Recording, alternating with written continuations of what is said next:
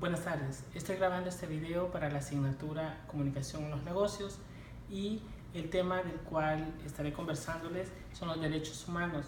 Los derechos humanos son todos aquellos derechos inherentes a la persona humana desde el momento de su nacimiento, sin importar el origen, el sexo, orientación sexual, condición económica y social o cualquier otra condición.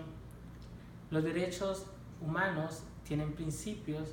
Uno de los más importantes es el principio de la universalidad, ya que habla de que los derechos humanos son siempre iguales sin importar el contexto económico, político o el contexto de país.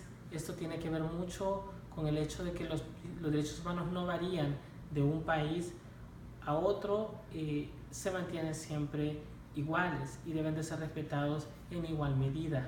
Asimismo, también los derechos humanos son inalienables. Esto tiene que ver con que no pueden ser suprimidos, salvo algunas excepciones, como el caso de personas que enfrentan procesos penales y que se ven en la situación de que algunos de sus derechos son suprimidos, pero está siendo este proceso supervisado por un marco jurídico. Asimismo, son interdependientes e indivisibles, que tiene que ver con que, aunque todos los derechos humanos están relacionados entre sí, conservan siempre su independencia. Quisiera hablar muy brevemente sobre la Declaración Universal de los Derechos Humanos, y es que este es el instrumento internacional que contiene todos los derechos humanos y que fue adoptado un 10 de diciembre de 1948 en París, Francia.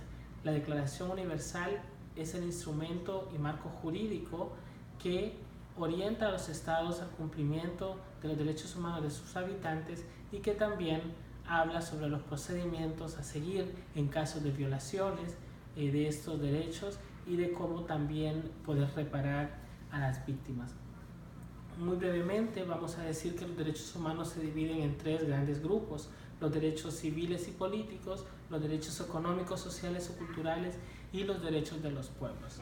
Es muy importante tener en cuenta cada una de estas definiciones y en general la comprensión del tema de los derechos humanos, ya que en esa medida es que como personas vamos a ser capaces de poder defender nuestros derechos, de hacerlos valer y de conseguir justicia en caso que tanto los nuestros como alguna persona a nuestro alrededor sus derechos estén siendo violados.